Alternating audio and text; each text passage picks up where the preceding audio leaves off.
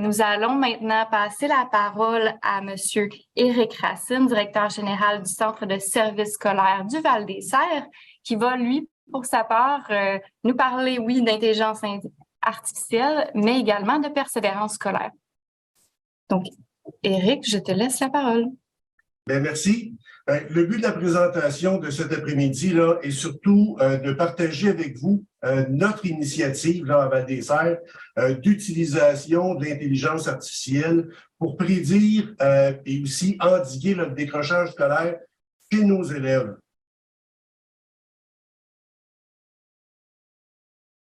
Pardon, j'avais un petit problème avec ma présentation. Donc, d'entrée de jeu, mon intérêt pour l'intelligence artificielle et surtout le décrochage me fait retourner une cinquantaine d'années en arrière. Je suis moi-même un élève TDAH qui a décroché pendant son parcours scolaire. Puis je suis revenu justement à l'éducation, à l'enseignement, pour soutenir des élèves qui auraient été aux prises avec les mêmes problématiques que moi. Donc, tout au long de mon cheminement professionnel, que ce soit comme enseignant, comme direction et ensuite de ça, la direction générale, j'avais un grand intérêt là, pour endiguer le décrochage scolaire, mais surtout le comprendre. Parce que à la base, on est capable de cibler nos élèves qui sont à grand risque. Là. Nos élèves qui ont des résultats académiques sous la barre de passage, des élèves qui ont des difficultés comportementales, des difficultés au niveau de l'assiduité, et ainsi de suite. On est capable de les reconnaître, on les cible, puis on met de l'accompagnement. Par contre, ce qui venait me chercher beaucoup, c'était les élèves que j'ai toujours appelés les beiges, c'est-à-dire ceux qui se confondent là, avec la peinture et les murs. Donc, un élève qui n'est pas en situation d'échec, mais les résultats fluctuent un peu, mais il est toujours en réussite, peu d'implication dans l'école, mais reste qu'il est quand même présent à ses cours. Pas beaucoup de problèmes d'assiduité. Donc, du jour au lendemain, certains de ces élèves-là nous quittaient, puis malgré qu'on essayait de mettre des mesures en place pour les ramener ou éviter qu'ils quittent, le comportement était cristallisé, puis à ce moment-là, on perdait ces élèves-là.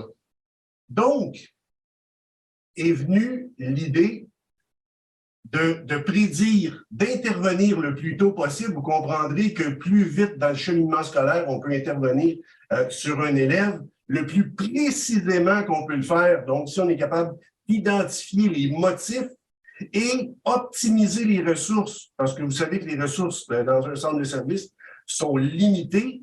Donc, plutôt que répandre de façon clairsemée un peu partout, plus on va être capable de cibler nos interventions aux bons endroits, entre autres avec la pyramide d'intervention RAI, les interventions de premier, deuxième et troisième niveau en individuel, on va être capable de produire des mesures quantitatives avec l'IA et ensuite de ça, avoir des résultats qui sont maximaux. Donc, au niveau de l'évolution de notre projet, ça a commencé en 2017. Donc, en 2017, ça faisait déjà quelques années que j'étais à la direction générale. Je me suis rendu compte qu'on avait des banques de données qui étaient vraiment volumineuses. Dans les centres de services, là, nos banques de données datent de 2001, c'est-à-dire de l'avènement des nouveaux logiciels de la GRIX. Donc, ces données-là étaient tous traitées en silo. Avec mes enseignants, quand j'étais à la direction d'école, étape par étape, ou à la fin de l'année, on regardait les résultats des élèves, mais c'était toujours en mode autopsie, jamais à titre préventif. Puis, de façon générale, on ne pouvait jamais tirer une tendance sur plusieurs années, sauf si on faisait des travaux vraiment à la mitaine.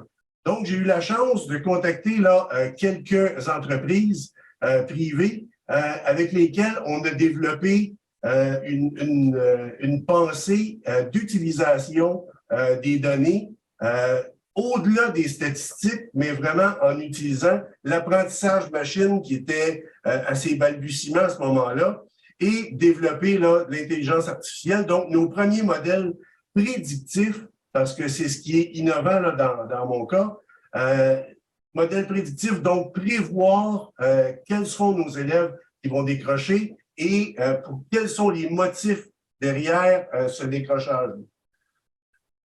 J'ai fait par la suite plusieurs présentations au ministère de l'Éducation en 2019 et en 2020, j'ai eu une subvention pour reproduire le modèle Val-des-Serres, donc l'algorithme, voir si le décrocheur Val-des-Serres était le même ou était similaire à ceux dans d'autres centres de services. Donc, on a essayé de prendre des centres de services très variés, là, que ce soit des centres de services en milieu rural défavorisé, en milieu urbain, des petits centres de services. Et en 2021, on a déposé nos conclusions, que je vous parlerai un petit peu plus tard là, dans la présentation, mais ça a été fort concluant. Le projet s'est poursuivi suite au projet pilote et on a maintenant 7 centres de services qui font partie de notre communauté d'apprentissage ou notre communauté de valorisation de données. Bientôt, les 14 des 15 centres de services scolaires de la Montérégie et de l'Estrie feront partie de notre initiative et vous comprendrez qu'en modèle mutualisation, automatisation, plus il y a de centres de services ensemble, bien, plus les retombées sont grandes. Donc, de façon plus précise, le projet pilote en persévérance scolaire, qu'est-ce que ça a été? Bien, dans le fond, ce qu'on a fait, c'est qu'on a ciblé nos centres de services pour avoir une représentation générale. On a ensuite de ça discriminé au niveau des données, puis on les a intégrées au niveau d'un serveur qui était complètement déconnecté là, du net. On a ensuite de ça modélisé, parce que vous comprendrez que il faut, si on veut que l'algorithme soit parlant, il faut l'adapter à chacune des clientèles, parce que la définition d'un décrocheur à Val-des-Serres n'est pas nécessairement la même que chez M. Petit, par exemple, à Saint-Hyacinthe. Donc, on a modulé, on a modelé notre algorithme de façon à ce qu'il puisse répondre aux différentes définitions. Et ensuite de ça, la quatrième phase là, de dissémination, donc, on a intégré ces différents modèles-là algorithmiques dans les centres de services. Parallèlement à ça, chez nous à Val-des-Serres, on a poussé encore plus loin et c'est ce qu'on travaille en ce moment avec le CETREC, c'est de passer du modèle prédictif au modèle prescriptif. Donc, en plus de cibler quels sont les élèves qui sont à risque de décrochage, maintenant, le but est d'envoyer le coffre d'outils à l'équipe école qui prendra en charge ces élèves-là avec les façons de faire les plus probantes pour soutenir là, les élèves et justement faire mentir notre outil algorithmique. Là. Donc, le but est vraiment de s'organiser pour que les élèves ne décrochent pas. Comment on fonctionne? C'est bien simple. On veut essayer de le faire le plus rapidement dans le parcours scolaire d'élèves. Donc, le plus rapidement qu'on a réussi à le faire jusqu'à présent, c'est après le parcours primaire. Vous comprendrez que le décrochage scolaire arrive le plus souvent vers 15-16 ans, c'est-à-dire là où l'élève est presque à maturité au niveau de son la loi sur l'instruction publique là, qui oblige la fréquentation jusqu'aux 16 ans révolus. Donc, on a là 3 années à peu près là, à l'arrivée au secondaire. Donc, on prend tous les résultats du primaire, on les passe dans notre algorithme et tout dépendant si on y va avec un modèle agressif ou conservateur, on arrive avec des projections là, de potentiel décrochage à niveau élevé, modéré, faible ou inexistant pour nos élèves en 2e, 3e, 4e, 5e secondaire. Donc, vous comprendrez qu'on a 2, 3 ou 4 ans devant nous pour mettre en place là, des moyens pour endiguer le décrochage et non essayer de retenir un élève de force sur les bancs d'école. Au tout départ, quand on a commencé à travailler au niveau de l'algorithme, on traitait aux environs de 300 variables différentes. La dernière passe qu'on a faite il y a 2 semaines, là, au niveau de nos données, on était rendu à plus de 2000 variables qu'on tenait en ligne de compte. Et ces 2000 variables-là sont regroupées sous 5 catégories que vous voyez à l'écran.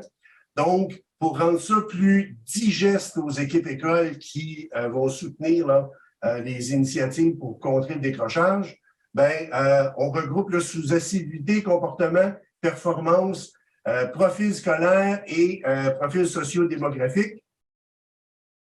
Une équipe école qui veut aller, ou une direction d'école qui veut aller un petit peu plus loin dans la présentation là, Power BI qu'on donne accès, on peut cliquer sur ces différents aspects-là et les variables les plus importantes pour tel et tel élève vont ressortir et vont être nommées de façon plus spécifique.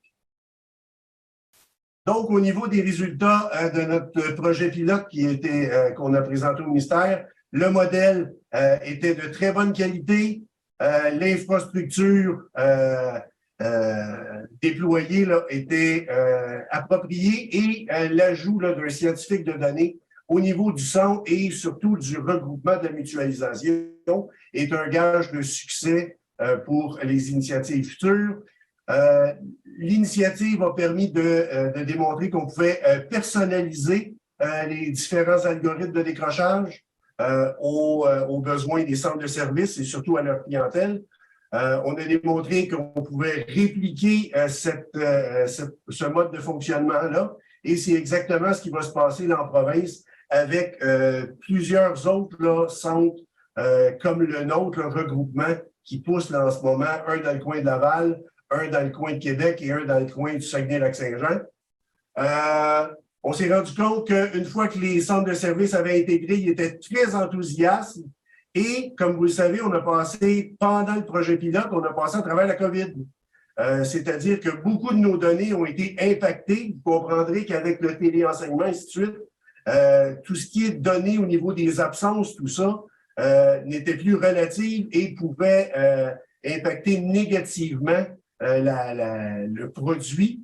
Donc, on était en mesure de trouver une solution et ainsi garder les données pandémiques pour le fonctionnement.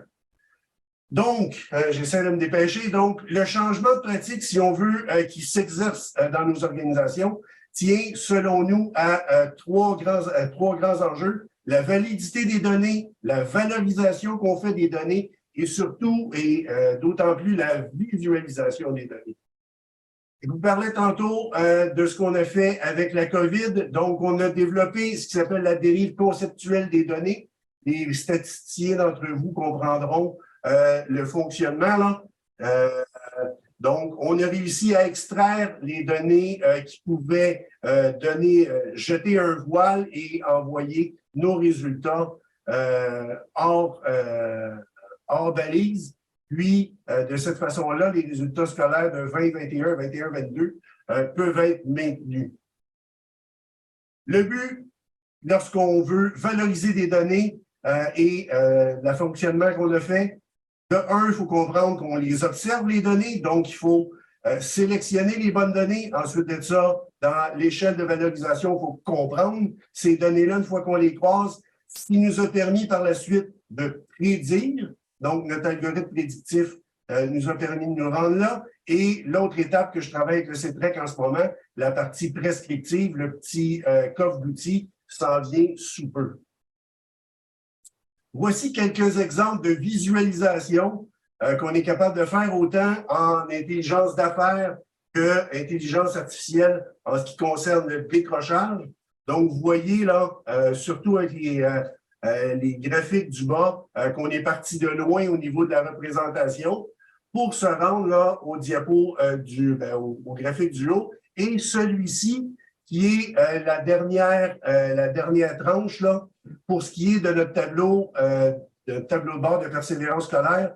Donc, les centres de services scolaires, les directions d'école, et ainsi de suite, peuvent filtrer sur le modèle. Donc, quand je vous parlais de modèle agressif ou conservateur, plus on prend un modèle conservateur au niveau de l'algorithme, plus on va capter des élèves dans notre filet, mais plus on aura de faux positifs, plus on ira de façon... 1 minute pour conclure. Parfait. Donc, plus le modèle sera agressif, plus on risque d'échapper des élèves, mais plus ceux qu'on garde seront des durs. Là. Donc, vous voyez un petit peu la représentation que ça nous donne avec les 5 catégories que je vous parlais tantôt. On fait aussi des avancées au niveau prédictif d'intelligence artificielle, au niveau de la formation professionnelle, la FGA. On le fait au niveau de la qualification des épreuves uniques du ministère, toujours de la même façon. Les résultats du primaire, secondaire 1, on repasse, secondaire 2, on repasse. Donc, jusqu'en secondaire 4, on est en mesure de préciser, mais il nous reste de moins en moins de temps pour agir. Et ma dernière diapo, faire attention aux pièges de ce qui s'appelle la mort par tableau de bord ou death by dashboard. Il faut bien comprendre, c'est qu'on a beaucoup de données brutes.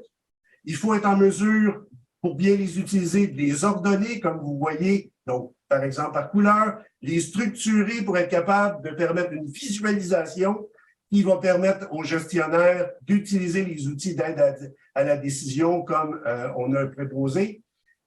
Ça nous permet de les expliquer et surtout par la suite de les utiliser, donc de valoriser nos données. Ça fait le tour de notre présentation. Excellent. Je n'osais pas conclure pour vous. Merci beaucoup d'avoir respecté le temps, vous également. C'était une présentation très riche là, avec le modèle. Peut-être qu'il va y avoir déjà des questions sur votre dernière diapositive. En tout cas, je lance la perche pour ceux qui voudraient avoir plus de précision à la fin des présentations. Donc, nous faisons la transition vers Marc-Olivier Schull, qui est président de Myéline Solutions et qui va nous parler d'une nouvelle plateforme.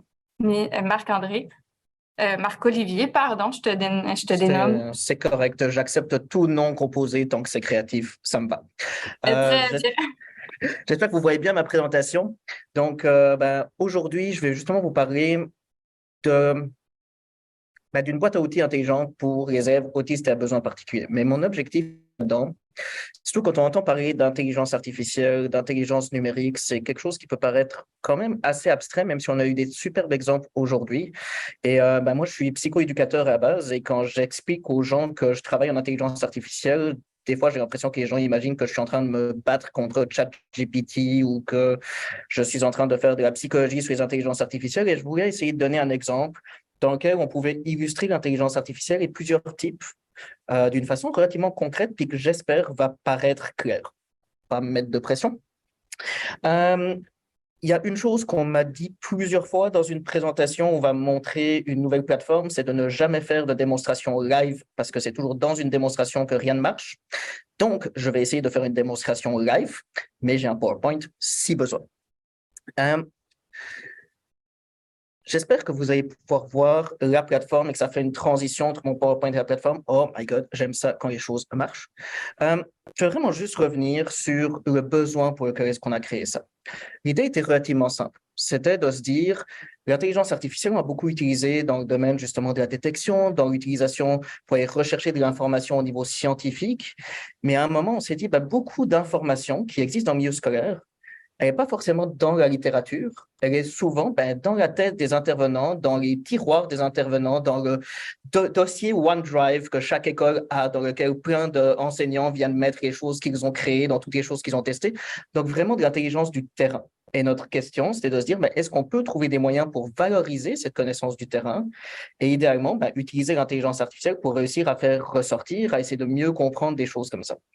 Donc, la première chose qu'on a fait, on s'est associé avec plusieurs écoles, en fait, centres de services, donc celui des navigateurs, des découvreurs et l'école à pattes géants pour avoir une représentation d'autres types d'écoles et aussi du milieu anglophone.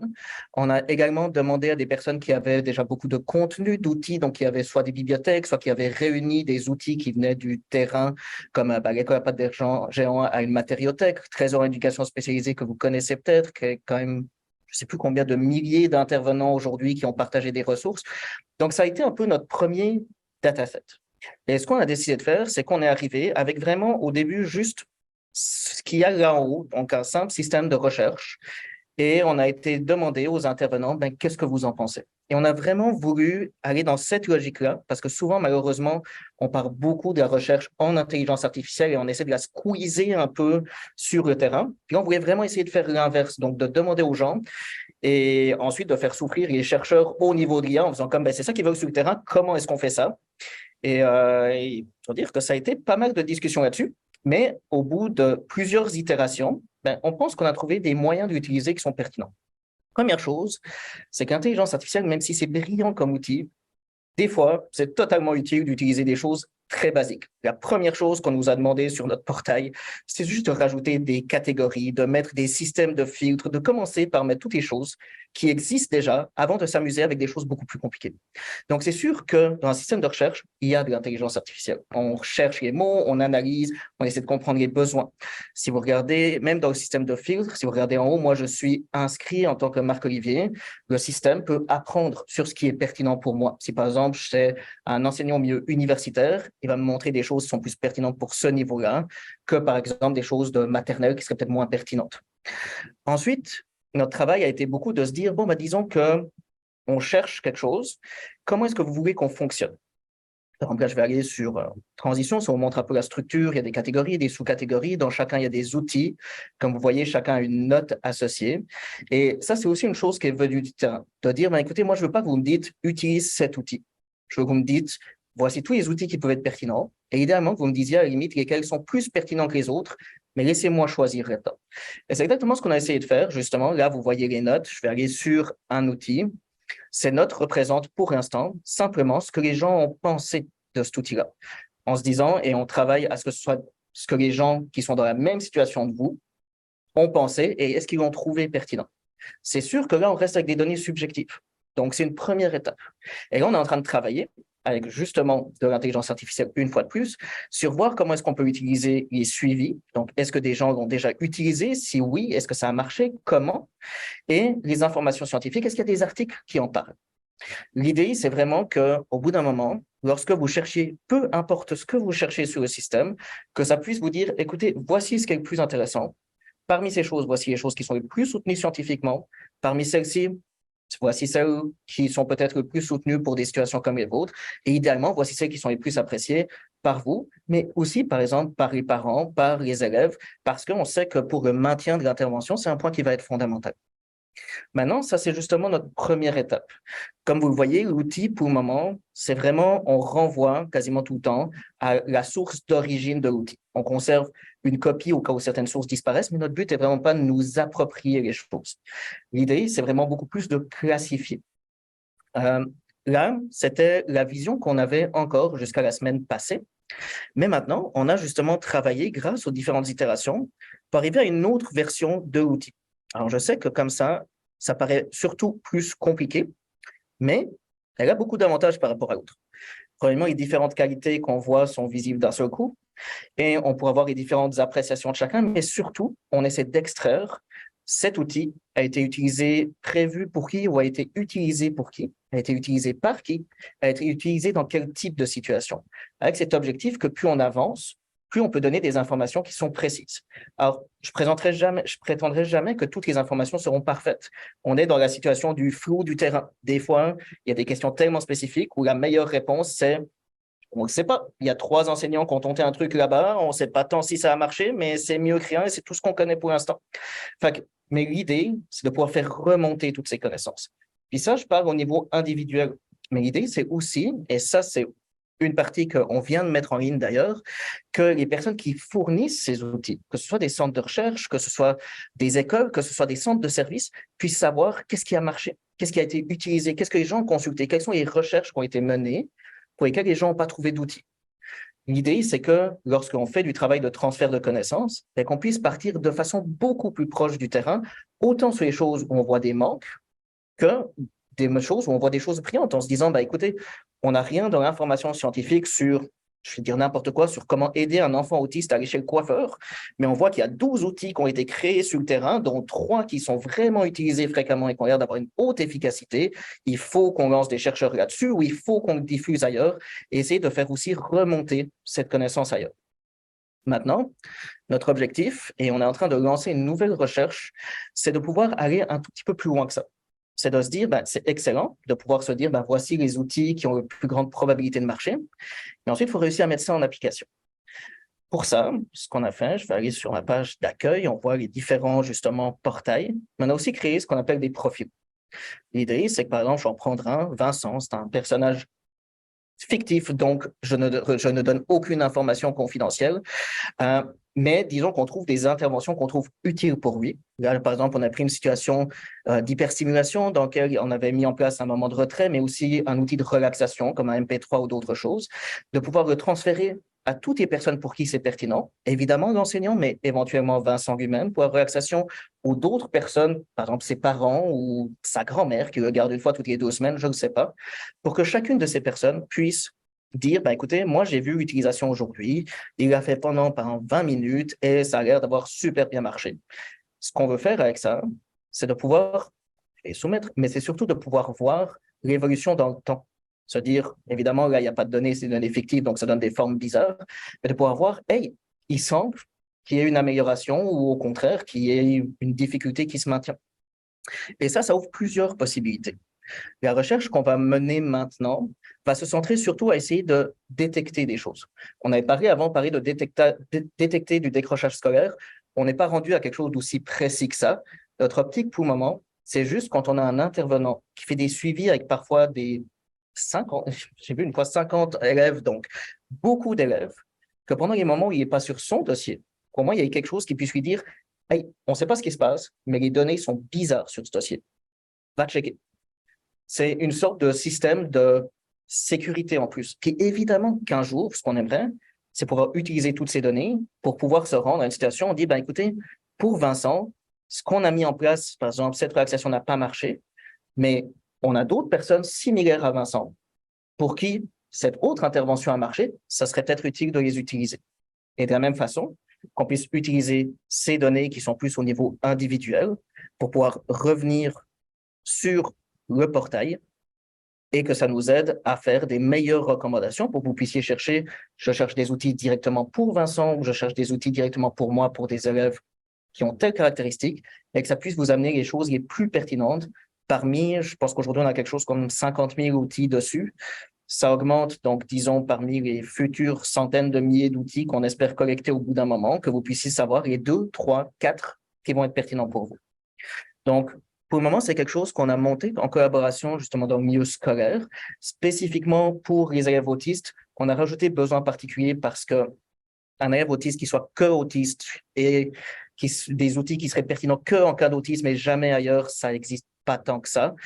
Donc, on s'est limité là-dessus. Mais à partir de l'année prochaine, à partir de juin, donc on s'entend que c'est pas loin, on commence justement un nouveau portail qui, lui, va vraiment être sur l'autisme au Québec. On n'a pas dans le but de décrire la situation de l'autisme au Québec, mais justement de réunir ces outils, ce qui a aussi l'intérêt d'intégrer plein d'autres partenaires, que ce soit des hôpitaux, que ce soit des CIUS, que ce soit des cliniques, qu'on a des écoles qui restent évidemment, mais pour pouvoir voir comment est-ce qu'on peut intégrer ce qu'on fait au niveau scolaire vers l'extérieur. Et évidemment, on travaille aussi à pouvoir voir si on peut commencer à toucher à d'autres défis. Comme je disais avant, parler d'autisme, c'était comme si c'était dans un vide ou dans un vacuum, n'a pas vraiment de sens. Donc, on aimerait pouvoir commencer à étendre, notamment pour ce qui est TDAH, pour ce qui est d'autres difficultés, pour l'anxiété, pour toutes ces dimensions-là. Alors, on reste à un stade encore justement d'apprentissage, de développement. Mais s'il y a quoi que ce soit là-dessus qui vous intéresse, si vous avez des questions, si vous voulez qu'on en parle plus ou si vous avez juste envie de boire un café avec moi pour entendre parler plus d'intelligence artificielle ou pour m'entendre grogner sur ChatGPT, ben, je vous laisse non seulement le lien que je vais aussi mettre dans le chat, mais je vous laisse aussi mon adresse email et ça me fera toujours plaisir de communiquer. Et je pense que j'ai pris moins de 15 minutes. Ça nous laissera plus de temps pour des questions après. Absolument. Merci beaucoup, Olivier. En effet, je crois que le lien vers la plateforme a déjà été partagé par Super. Benoît Petit. Donc, si tu veux ajouter tes coordonnées, je crois que les gens apprécieraient énormément. Donc, c'était super intéressant de voir le progrès de la plateforme. Donc, on va en profiter pour faire la transition vers la dernière présentation de ce bloc. Et là, on va aller sur un thème davantage d'éthique avec Monsieur Benoît Petit, qui est conseiller pédagogique au Service national du récit pour les gestionnaires scolaires. Donc, Benoît, à toi la parole. Merci beaucoup, Marie. C'est vraiment apprécié. Vraiment très intéressant les trois premières présentations. Merci, merci à vous trois de vos propos fort éclairants. Je vais essayer d'ajouter une couche par-dessus, ou en tout cas au travers de ce que vous avez présenté. Je m'intéresse à la question de l'éthique et de l'intelligence numérique, de l'intelligence artificielle depuis quelques années, plusieurs années en fait. Ce que je vous propose aujourd'hui, c'est deux intentions. On a seulement 15 minutes, c'est assez ambitieux. Et en passant, je remercie les gens qui ont activé leur caméra. Hein. Moi, j'aime ça voir des gens. Donc, si vous voulez l'activer, je n'ai pas de le faire. Ça va ajouter à l'interaction. Donc, ce que je propose aujourd'hui, c'est qu'ensemble, on regarde quelques caractéristiques qui nous permettraient de définir l'intelligence numérique ou l'intelligence artificielle en éducation, être capable de le dire en vos mots, parce que souvent, on en parle d'intelligence artificielle, d'intelligence numérique, mais si on a à l'expliquer, c'est peut-être pas toujours si simple que ça. Donc, on va essayer de mettre des mots simples pour être capable d'en parler, puis proposer des pistes pour amorcer une réflexion sur le potentiel, puis les enjeux que soulève l'intelligence artificielle, l'intelligence numérique là, en éducation. D'abord, qu'est-ce que l'intelligence artificielle? Si on prend une définition toute simple qui vient du Larousse, puis attendez, je vais vous donner aussi le lien de ma présentation, comme ça vous aurez accès aux liens qui sont intégrés directement dans la présentation si vous le souhaitez.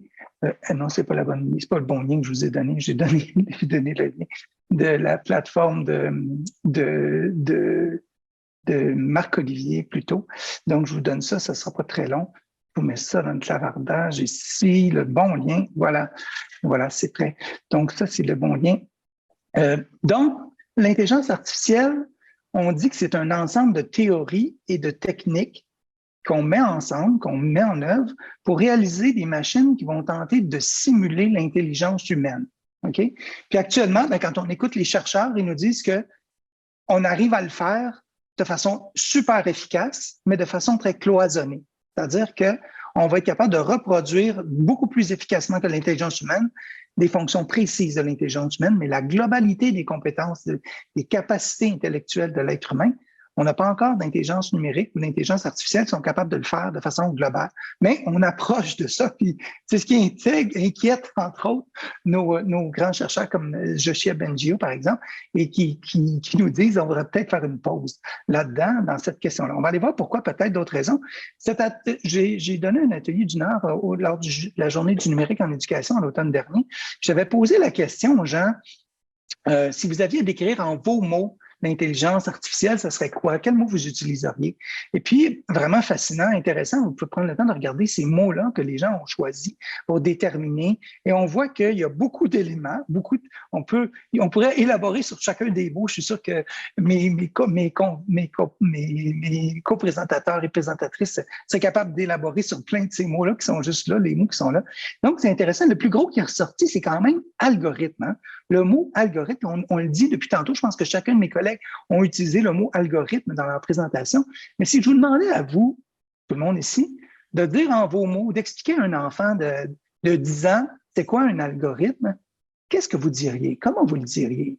Est-ce que vous êtes à l'aise de le décrire ou pas? Alors, on va aller voir ça. Un algorithme, c'est quoi? Puis je vous propose tout de suite une piste, une allégorie que j'aime bien. C'est pas moi qui l'ai inventée. Je l'ai illustrée ici, puis il y a des gens qui l'ont même mieux illustré encore. Si vous cliquez sur le lien plus d'infos, vous allez voir, on explique vraiment bien c'est quoi un algorithme. Au fond, c'est comme faire une recette de crêpes. C'est une série d'opérations qu'on met en œuvre et qui vont donner un résultat à la fin. Ici, tout le monde ici, vous avez fait des crêpes, hein? Puis moi, j'en ai fait plusieurs fois dans ma vie des crêpes, mais ils goûtent jamais la même chose, ils sont jamais pareils. Hein? Mais les algorithmes, c'est pareil. Il y a 1001 façons d'arriver à un même résultat ou un résultat similaire, mais ça se peut qu'ils goûtent pas tout à fait la même chose à la fin, l'algorithme. Le résultat sera pas exactement le même parce qu'il y a d'entre autres ce qu'on appelle des boucles en programmation, c'est-à-dire que si on dit à notre algorithme, fais une opération, c'est-à-dire mets de la farine dans un bol, s'il dit, mais oui, mais j'ai pas de bol. en tout cas, j'ai pas un bol en verre. Est-ce que tu as d'autres solutions? Puis là, on va lui poser plusieurs fois des questions de genre, as-tu un bol en métal? As-tu un bol en bois? As-tu un bol en céramique? Ah oui, j'ai un bol en céramique, donc je peux continuer l'opération. Fait qu'un algorithme, c'est comme ça que ça fonctionne pour arriver à des résultats. Puis dans le monde numérique dans lequel on vit, ben, il y a plein de gens qui sont prêts à acheter ou à payer des codes pour dire, ben, moi, je voudrais que ma réponse à moi, elle apparaisse ici quand quelqu'un ne trouve pas une réponse à sa solution ici.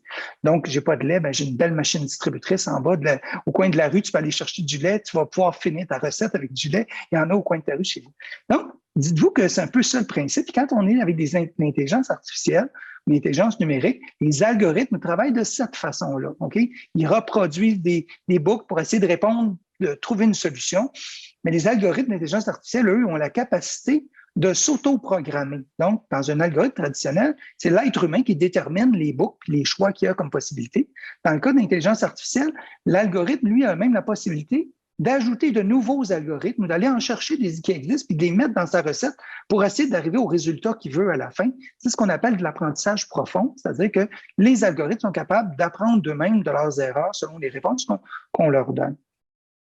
Tout ça, pour arriver à ça, on a besoin d'ordinateurs hyper puissants qui sont capables de traiter des données gigantesque. Et quand on parle en général de l'intelligence artificielle, elle est principalement contrôlée par les géants du web, les GAFAM de ce monde. Ce sont principalement eux qui les contrôlent et qui décident des intentions qu'on va utiliser, puis qui vont vous dire, eux, que par exemple, vous êtes exposé tous les jours à des algorithmes d'intelligence artificielle et toutes ces applications-là que vous voyez là, vont s'adapter à chacun d'entre vous au quotidien. Personne n'en aura exactement la même réponse quand on utilise ces éléments-là, ce qui fait que si vous êtes à la recherche de la flamme, la flamme va vous trouver une réponse personnalisée à vous pour vous dire « voici la flamme pour vous ». Donc, vous avez vu ici que c'est l'application Tinder. Hein? Donc, même Tinder va utiliser des algorithmes d'intelligence artificielle pour donner des réponses personnalisées. Donc, c'est un peu comme ça que fonctionne. Puis, c'est pas nouveau, même si on a parfois l'impression qu'avec ChatGPT, l'intelligence artificielle vient d'arriver. Ça fait quand même plusieurs années qu'on est tous les jours exposés à ces algorithmes-là quotidiennement, tous les jours. Donc, par exemple, toutes ces applications-là vont utiliser des algorithmes d'intelligence artificielle. Les algorithmes d'intelligence artificielle, il y en a aussi plusieurs catégories. On en a nommé tantôt prédictifs, il y en a de toutes sortes de catégories. Puis aujourd'hui, en réalité, les algorithmes vont utiliser souvent plusieurs types d'algorithmes. Par exemple, des algorithmes de prédiction. Ça fait plusieurs années, quand on écrit dans notre moteur de recherche, hein, on écrit quelques lettres, puis on apparaît tout de suite le résultat. Mais vous pouvez deviner que, je le disais tantôt avant qu'on commence, que je suis à Saint-Hyacinthe. Voyez-vous qu'il y a Saint-Hyacinthe qui est là. Saint-Hubert, on peut se demander pourquoi Saint-Hubert apparaît ici. Peut-être parce qu'ils ont quelqu'un qui a payé pour que Saint-Hubert apparaisse en deuxième résultat, hein, ou quelque chose comme ça. Et on voit que dans la vie de tous les jours, des algorithmes, quand on écoute de la musique, on va nous proposer des musiques qu'on ne connaissait pas, mais on se dit « Aïe, j'aime donc bien cette musique-là ». Mais c'est parce que l'algorithme a collecté des données sur nous, il a découvert quels sont mes intérêts, il va me proposer des musiques similaires que je connaissais peut-être pas, puis c'est extraordinaire, je découvre plein de choses magnifiques dans mon quotidien. Il y a des algorithmes qui sont centrés sur l'identification, la reconnaissance d'objets, de formes, de textes, et donc qui vont être capables de reconnaître des visages, par exemple. Puis, par exemple, si on regarde en Chine ce qui se produit, c'est devenu un outil de contrôle. Puis, on a vu la semaine passée en Iran qu'on voulait être capable de reconnaître si des femmes respectent les lois religieuses. Est-ce qu'on va détecter s'ils portent ou non le voile, par exemple? On est capable de faire ça avec des algorithmes de ce type-là. Et on a un algorithme même américain, Clearview, une entreprise américaine, qui va proposer ça au service de police pour reconnaître les criminels qu'on pourrait détecter avec 1001 caméras qu'on retrouve partout dans notre environnement. Puis d'ailleurs, c'était reconnu que ces algorithmes-là avaient des difficultés à être efficaces, puis avec les gens qui ont, par exemple, la couleur de peau foncée, sont moins efficaces, donc commettent plus d'erreurs, et donc créent des problématiques quand même, on le voit de ce côté-là. Des algorithmes de planification. On aime tout le monde partir Google Maps pour être sûr de prendre le bon chemin puis d'éviter la circulation quand on en cours de route.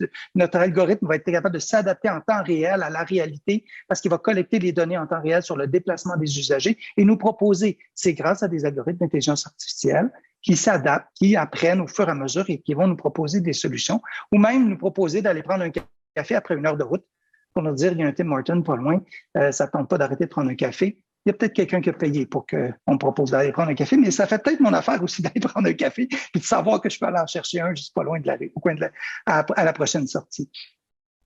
Et imaginez, en 2019, j'ai assisté à une conférence de Emil Hedwig. Emil Hedwig, lui, travaille pour développer, avec l'aide d'algorithmes d'intelligence artificielle. Ils ont été capables de connecter une puce au canal rachidien.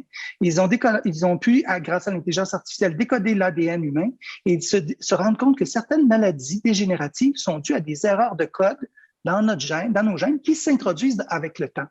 Et lui, il travaille à créer des algorithmes qui vont venir corriger et qu'on va pouvoir injecter dans les êtres humains pour venir corriger les maladies dégénératives. C'est extraordinaire. Hein? Imaginez si on mettait ça dans les mains d'Hitler. Hein? On voit tout de suite, ça pose des questions. Donc, l'intelligence artificielle, malgré toute la bonne volonté qu'on ait, on nous amène à nous poser toutes sortes de questions sur l'usage qu'on veut en faire et sur les résultats surtout que ça peut donner. Par exemple, Amazon Go, c'est un magasin, on peut entrer dans le magasin, la détection peut détecter notre présence et regarder chacun des choix qu'on fait et quand on a fini, on met ça dans le sac, on sort, tout se paye, c'est tout automatisé. Mais ça, pour arriver à faire ça, il collecte plein de données sur nos utilisations puis sur notre usage. Donc, la prochaine fois que je rentrerai dans le magasin, qu'est-ce qui va être à la hauteur de mes yeux? On peut deviner que si on est capable de le faire, on va avoir influencé mes choix de cette façon-là. Évidemment, vous avez peut-être dans votre maison Amazon, une Alexa ou une Google ou une Apple, une bidule qui répond au son de votre voix, qui va combiner plusieurs de ces différentes technologies-là d'intelligence artificielle pour répondre à vos besoins. Donc, ils vont utiliser de la prédiction, de la détection, de l'identification, de la planification, de la génération de contenu pour arriver à faire tout ça. Et ChatGPT, par exemple, c'est un générateur de contenu, mais la plupart des algorithmes ne vont pas utiliser une seule de ces technologies, vont les combiner ensemble pour gagner en efficacité. Ça m'amène à l'intelligence numérique. Tout à l'heure, M. Racine nous parlait d'intelligence numérique, puis ce que nous a présenté Marc Olivier touchait aussi à de l'intelligence numérique, c'est-à-dire combiner ensemble des données, donc ce qu'on appelle de l'intelligence d'affaires, avec l'intelligence artificielle pour arriver à optimiser nos pratiques de gestion, nos pratiques en classe, par exemple, ou autre. Donc, pour être capable d'éclairer nos décisions, nous aider à être plus efficaces dans nos décisions. Livado l'a très bien illustré ici, là, à travers ce schéma-là que vous voyez, où on dit, traditionnellement, on va être avec ce qu'on appelle l'intelligence d'affaires, c'est traiter des données pour qu'on les comprenne, les analyser, prendre des décisions. Mais maintenant, si on introduit là-dedans des algorithmes d'intelligence artificielle, avec notamment l'apprentissage profond qui va pouvoir s'ajuster en tour de route, va nous aider à prendre des décisions peut-être plus rapidement, plus efficacement. Puis en temps réel, par exemple, tout le monde va avoir remis son bulletin, mais dans l'heure qui va suivre, on va être capable de générer tout de suite des tableaux qui vont nous dire on était l'élève qui était, comme le dit Olivier tantôt, Marc-Olivier, on va avoir des noms des gens qui vont être lumière sur cet élève-là, lumière sur celui-là, va voir ce qui se passe. Tu vois. Donc, ça, c'est des choses qu'on n'était pas capable de faire avant l'intelligence artificielle. Donc, c'est extraordinaire d'avoir ces données-là. Toutefois, on a quand même besoin de se poser des questions éthiques. Emmanuel l'a très bien illustré tantôt, toute cette importance-là de la réflexion éthique. Je fais du pouce sur ce que tu nommais tantôt, Emmanuel. Pour venir au Québec, on est chanceux, on a le programme éthique et culture juste qui a proposé une démarche, une manière de faire de la réflexion éthique et d'être capable de décrire des situations, de comparer des points de vue. Puis ce que tu décrivais tantôt, c'est exactement ça que vous avez fait au collège. Vous avez fait du dialogue ensemble en vous posant ce genre de questions-là, en confrontant vos points de vue, vos repères, vos normes, et en vous donnant vous-même des repères, en disant voici ce que nous, on veut faire pour qu'ils vont favoriser le mieux vivre ensemble. Et c'est une démarche qui est très différente de la morale, qui nous dit quelle est la bonne chose, puis quelle est la mauvaise. L'idée, c'est pas ça. L'idée, c'est de trouver ensemble, en dialoguant, des avenues qui vont faire qu'on va trouver de l'harmonie, puis qu'on va être bien, puis qu'on va être satisfait de ce que ça donne en bout de ligne. Tu as parlé tantôt, Emmanuel, de la Déclaration de Montréal. Effectivement, c'est une démarche à laquelle j'ai participé, puis d'autres peut-être d'entre vous avaient participé. Vraiment très intéressant d'avoir ces 10 principes d'éthique. Moi, je le trouve quand même limité, puis tu l'as bien illustré, Emmanuel, en disant que c'est pas adapté tant que ça à l'éducation. C'est peut-être plus adapté à des développeurs, mais ça a quand même des limites parce qu'on a beau adhérer à la Déclaration de Montréal, il n'y a aucun mécanisme pour réguler si on le fait ou pas. Puis si on le fait, Même nous, si on décide qu'on veut le faire, c'est quoi nos clés, nos éléments pour nous assurer que c'est bien ça qu'on fait et non pas le contraire, même si on voulait le faire, c'est ce qui nous garantit. Moi, je trouve qu'il y a un autre repère qui est encore plus intéressant que la Déclaration de Montréal, mais complémentaire, c'est les recommandations sur l'éthique de l'intelligence artificielle de l'UNESCO, l'UNESCO qui est un organisme centré sur l'éducation, donc, qui nous propose 4 valeurs et 10 principes. Et moi, je trouve qu'en éducation, c'est des éléments qui devraient vraiment nous éclairer. Puis, si on a à réfléchir sur la question éthique, puis réfléchir sur ce qu'on devrait mettre en place, c'est de s'aider pour mettre en place des mécanismes de dialogue entre nous qui vont s'inspirer de ces valeurs et de ces principes pour pouvoir dialoguer entre nous sur ça veut dire quoi concrètement pour nous, ces impacts-là. J'avais demandé aux participants lors du sommet, de la journée du numérique, selon vous, quels seraient des impacts possibles, du potentiel que nous offre l'intelligence numérique en éducation, quels sont les enjeux que ça soulève. Vous voyez que le potentiel, bien qu'il peut être très grand... Une petite minute pour synthétiser, conclure. Excellent. Tout à fait. J'y arrive de toute façon, c'est parfait dans le temps. Donc, on voit ici qu'il y a plusieurs éléments qui nous posent des questions éthiques, notamment concernant, entre autres, l'effet Pygmalion. On a des enseignants, par exemple, qui ont des croyances erronées et si on leur dit qu'un élève est à risque d'échouer, on voit des fois des enseignantes et des enseignants qui se désengagent de ces élèves-là puis qui cherchent à dire « cet élève-là n'a pas sa place dans ma classe ». C'est un risque qui est présent. C'est un exemple de risque qui peut être présent. À beau vouloir avoir toute la bonne volonté du monde, il se pourrait que notre donnée fasse exactement le contraire de ce qu'on vise si on ne met pas en place des mécanismes de réflexion éthique, de dialogue, puis de réflexion sur ce qu'on veut faire, puis comment on va traiter ces données-là, puis qu'est-ce qu'on va en faire. Donc, c'est un exemple, vous pourriez en voir plusieurs, vous irez les voir par vous-même. Je termine en vous parlant de notre service rapidement. Le Service national récit gestionnaire scolaire vise à accompagner les centres de services scolaires, notamment les gestionnaires scolaires et les directions d'établissement, justement pour intégrer le numérique de façon, entre autres, éthique, mais pas seulement, mais aussi au plan éthique. Donc, voici des références, puis je vous invite, si vous le souhaitez, vous pouvez vous créer une copie de la présentation, elle est libre de droit, donc si vous voulez la réutiliser dans votre milieu, c'est vraiment libre à vous. Merci de votre écoute attentive et de votre participation. J'ai hâte à la suite pour la période de discussion entre nous. Excellent. Merci beaucoup, Benoît. En effet, je crois que vos interventions ont été très riches et complémentaires. Vraiment, ça s'est nourri tout au fil de l'heure qui vient de passer si rapidement. Donc, nous sommes déjà rendus à la période de questions. Donc, je vous invite soit à vous manifester en levant votre main. Benoît, peux-tu simplement arrêter ton partage? Oui, excuse-moi. Pour qu'on puisse Désolé. avoir une vision globale de la salle. N'hésitez pas aussi à poser des questions dans le chat, dans le clavardage. Donc, si ça vous met plus à l'aise. Mais peut-être déjà, est-ce qu'on pourrait lancer une perche à Monsieur Racine qui est passé très rapidement sur sa dernière diapositive sur l'organisation des données. Est-ce que vous auriez peut-être une idée là, à la lumière des autres présentations qui ont été faites pour illustrer en effet cette manière d'utiliser les données qui sont à notre service pour la persévérance?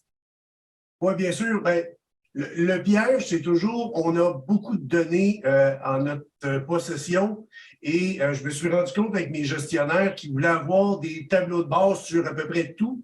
Ce qu'il faut faire, c'est plutôt amener la réflexion. Qu'est-ce que tu veux prouver avec tes données ou qu'est-ce que tu veux chercher avec tes données? C'est de poser la question et lui répondre avec l'utilisation des bonnes données à ce moment-là. Parce que on peut très facilement, puis vous le savez comme gestionnaire, lorsqu'on gère une rencontre, si on donne plein de matière à nos participants, on va finir par les noyer dans l'information. Et c'est ça un petit peu l'exemple de la mort par tableau de bord. Donc, c'est de choisir les bonnes données pour être capable de sortir les bonnes conclusions. Donc, c'est se poser les bonnes questions et surtout ne jamais oublier que ce qu'on produit avec l'intelligence artificielle, c'est des outils d'aide à la décision, mais c'est pas des outils décisionnels. Donc, la partie humaine derrière restera toujours absolument nécessaire lorsque ça vient le temps de l'appliquer là à l'être humain. Très intéressant. Dans le clavardage, on rebondit sur ma perche et Simon Leclerc vous pose la question: qu'en est-il des résultats? Est-ce que le décrochage diminue? Donc, si vous voulez également ouvrir vos caméras pour le reste des participants, ça pourrait être un élément plus dynamique pour les panélistes. Monsieur Racine, si vous voulez répondre à la question, je vous laisse la parole. Très bonne question qui est plutôt complexe à répondre. D'une part, les outils qu'on a développés, les outils prédictifs, notre but, c'est de les faire mentir. Vous comprendrez que je veux baisser mon taux de décrochage, je ne veux pas l'augmenter. Donc, le but est vraiment de faire mentir l'outil et avec les données qu'on a au niveau du ministère, la définition officielle d'un décrocheur, c'est lorsqu'un élève quitte l'école et ne revient pas se rasseoir à l'intérieur des 18 mois suivants. Donc, ça nous prend 1 an et demi avant d'avoir la version finale des faits. Par contre, moi, à l'interne, si je prends par exemple mes élèves à partir de 5e secondaire au mois de septembre versus la fin de l'année, mon taux de décrochage a diminué et surtout, mon taux de diplomation a augmenté là, au cours des 3 dernières années. Et encore plus, mon taux de diplomation 7 ans, on voit là, une tendance vers le haut. Donc, sans avoir de données vraiment concrètes ministérielles, j'aurais tendance à vous dire que oui. Maintenant, si je veux faire l'étape suivante, c'est vraiment aller dans le prescriptif où nos données de recherche là, nous permettront peut-être l'année prochaine de faire le pas suivant pour accompagner davantage les équipes écoles, les enseignants, avec les moyens pédagogiques issus de la recherche probante là, pour justement soutenir nos élèves et éviter qu'ils décrochent et surtout qu'ils diplôment. Très bien, merci pour cette réponse. Donc, je ne vois pas de main levée. Je peux peut-être en profiter pour poser une question. Emmanuel, Benoît a mentionné dans sa présentation également la Déclaration de Montréal des enjeux d'éthique. Peut-être est-ce que tu souhaites réagir avec en tête justement cette belle charte dont tu nous as parlé? Spontanément, ce qui me vient, puis c'était effectivement une présentation vraiment intéressante, puis je pense complémentaire, mais l'effet Pygmalion, c'est un exemple de ce qu'on a inclus dans notre charte sur l'IA responsable. Donc, tu sais, de se prémunir contre ces effets-là. Tu sais, l'idée aussi, c'est de voir est-ce qu'il y a une transparence à tout moment. Tu sais, on a évoqué le ChatGPT pendant notre heure. Je pense que c'est un peu difficile de plus parler de ChatGPT. Mais bref, nous, ce qu'on s'est dit, c'est que c'est important qu'il y ait une transparence tant de la part du prof que des étudiants lorsqu'il y a un usage de ChatGPT, peu importe à quel niveau. Donc, c'est ce genre de principe-là qu'on est allé un petit peu plus creuser. J'ai apprécié aussi quand il a fait allusion là, aux principes de l'UNESCO, évidemment, qui sont probablement plus riches, puis notamment aussi en matière de recherche. Ils font référence lorsque la recherche utilise, là, on sort un peu du sujet, là, mais quand même, il y a de la recherche qui se fait dans le réseau collégial, dans nos universités. Mais voilà. Et ça serait intéressant de voir aussi comment, au plan législatif, il y aura dans les prochains mois, on l'espère, un encadrement plus serré. Parce que oui, bien sûr, tu sais, comme quelqu'un qui est formé en éthique, je pense que l'éthique peut apporter des choses extraordinaires. Ça me fait sourire quand Benoît présentait le programme éthique et culture religieuse, parce que c'est comme ça que j'ai commencé ma carrière d'enseignement en éthique. C'était vraiment parce que mon mémoire de maîtrise portait sur l'éducation à la citoyenneté, puis c'était dans le cadre du renouveau pédagogique puis de l'introduction du cours ECR, et j'avais formé des profs pour l'Université de Sherbrooke. Puis, je trouvais qu'il y avait une belle quadrature. Tu sais, me voici 15 ans plus tard, encore avec ECR, mais avec finalement d'autres enjeux qui se posent. Puis effectivement, les méthodologies de réflexion éthique sont très utiles pour penser les enjeux de l'IA. Mais je pense qu'elles doivent aussi être corrélées par des lois provinciales, fédérales, pour vraiment éviter des dérives et responsabiliser les acteurs par rapport, c'est ça, au risque que ça peut comporter. Très bien, merci pour cette réponse. Madame Lynn Rajot se prend la parole. Oui, c'était une question pour Monsieur Marc-Olivier. Alors, j'ai beaucoup aimé ce que vous avez présenté. Je suis bibliothécaire dans mon centre de service scolaire et je voulais savoir si ce que vous avez présenté nous dirige seulement vers l'extérieur ou éventuellement il va y avoir un développement où on va pouvoir ajouter des informations. Parce que dans mon domaine à moi, il y a le comportement des autistes à la bibliothèque scolaire. J'aimerais pouvoir partager qu'est-ce que j'apprends d'eux, mais il n'y a pas de ressources à aller chercher à l'extérieur. Il y aurait comme quelque chose à rajouter. Non, c'est un excellent point. En fait, on fait les deux. C'est-à-dire qu'il y a certains organismes avec lesquels on collabore qui préfèrent qu'on renvoie directement sur leur site web et c'est des choses qu'on trouve importantes justement pour pas donner l'impression qu'on s'approprie des choses ou bien qu'on enlève des données d'autres personnes. Par contre, c'est sûr que notre objectif, c'est de pouvoir faire en sorte que n'importe quel centre de service, n'importe quel intervenant, n'importe quelle personne autiste qui a développé un outil puisse directement le mettre sur la plateforme. Donc, on a une fonctionnalité pour faire ça. Et en général, justement, quand c'est des milieux scolaires ou autres qui peuvent avoir quand même une assez bonne masse d'outils, pour vous n'ayez pas besoin de les mettre vous-même. On a même des personnes qui bénévolement travaillent à mettre les outils et à faciliter ça. Donc, n'hésitez vraiment pas à m'écrire là-dessus. Ça me fera plaisir de faire un suivi là-dessus. Parfait. Je vous remercie. Merci à vous. Donc, dans le clavardage, on a à nouveau une question pour Monsieur Racine. De manière très spécifique, on demande, il y a une nouvelle communauté au centre de service scolaire de Laval. Est-elle pilotée par le centre de service scolaire? Donc, c'est sûrement en référence à la réponse à la question que vous avez faite.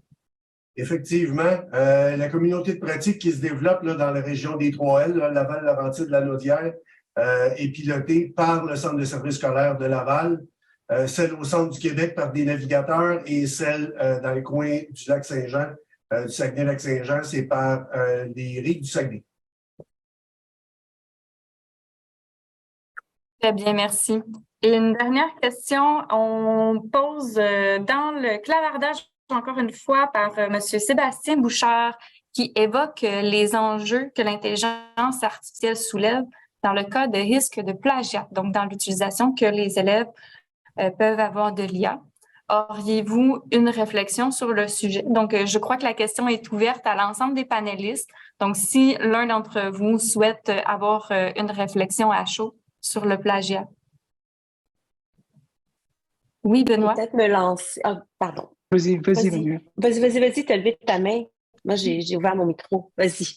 C'est pas grave. En fait, en réalité, ça revient un peu à ce qu'Emmanuel tu disais tantôt. Tout ça, l'idée, c'est de mettre en place des mécanismes de dialogue avec nos apprenants, puis regarder quels sont les objectifs de nos activités d'apprentissage en classe, puis d'amener nos élèves à s'engager, eux, dans leurs apprentissages. Et si on reste dans un rapport de force avec nos élèves, on risque de passer tout droit, c'est sûr et certain. Si tout ce qui nous importe, c'est de mettre en place des mécanismes pour contrôler puis réguler, on va tout de suite dépasser, ça a de grandes chances de ne pas fonctionner. Par contre, si on se recentre sur quels sont les apprentissages, qu'est-ce qu'on veut faire comme apprentissage, puis qu'est-ce qui va, toi, te permettre d'apprendre, puis de te développer, puis de développer tes compétences, puis comment on peut y arriver, puis quels sont les mécanismes qu'on peut mettre en place pour réguler ça, tes apprentissages, bien, avec nos élèves, on va trouver, avec nos apprenants, on va trouver des solutions qui vont permettre de rendre compte de ça. Et le plagiat, au lieu de le voir comme un plagiat, on va le voir comme un outil, puis c'est ça, c'est là qu'on voit, hein, c'est comme si notre perception de la chose, hein, quand je demande à ChatGPT de me produire une ébauche de texte, si je repars de ça puis que je travaille à partir de ça, je gagne en efficacité. Puis dans la vie de tous les jours, c'est peut-être ça que je vais faire. Mais si je fais juste copier-coller, c'est un peu comme si je prends Antidote puis que je fais tout corriger sans vérifier si ce qui me corrige est correct ou pas, ben je risque d'arriver avec plus d'erreurs que moins qu'au départ. Donc, je pense que ça va aussi beaucoup dans les pratiques.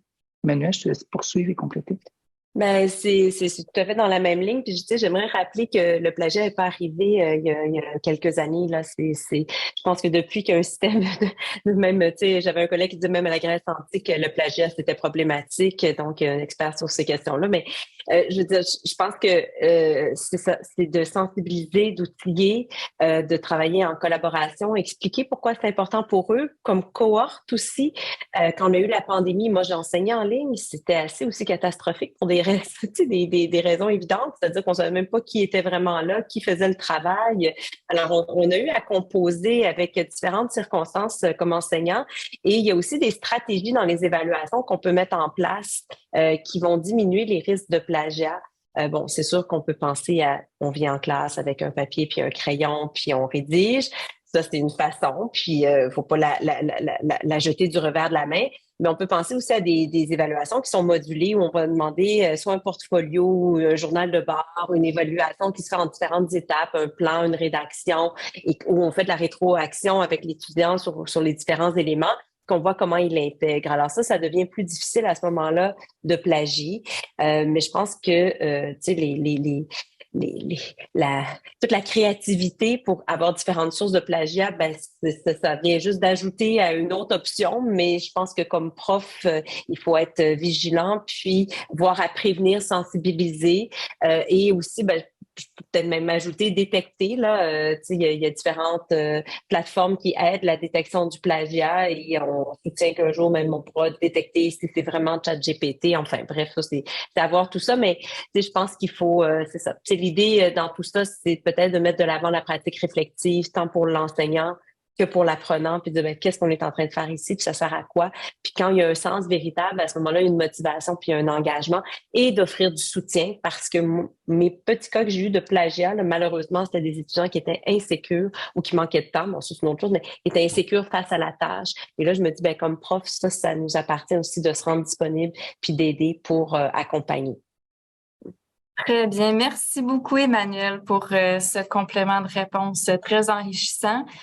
Chers panélistes, chers participants, c'est déjà la fin. Donc, je sais que certains d'entre vous glisseront vers le bloc 3 de présentation.